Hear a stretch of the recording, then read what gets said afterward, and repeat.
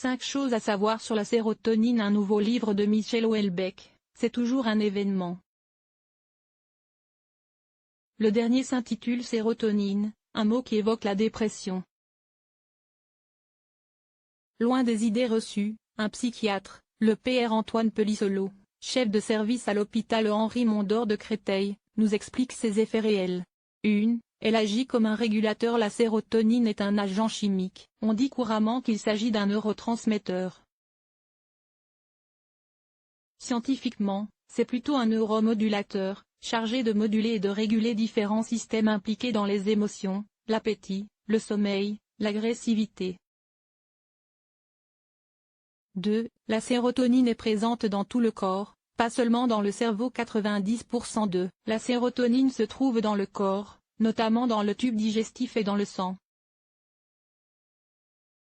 Ces différents systèmes ne communiquent pas entre eux. La sérotonine du sang et celle du tube digestif ne peuvent pas passer dans le cerveau, mais il existe sûrement des liens, en particulier par l'impact sur les nerfs.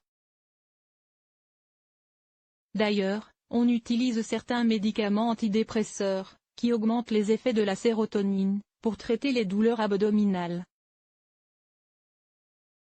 3. Elle joue un rôle important dans la dépression. La grande majorité des médicaments antidépresseurs agissent sur la sérotonine et augmentent ses effets.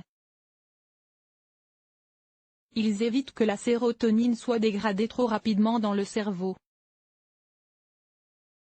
Dans la dépression, il y a probablement un défaut dans l'équilibre de la sérotonine, plutôt qu'un défaut de production. Mais ce n'est pas aussi simple que le manque d'insuline dans le diabète.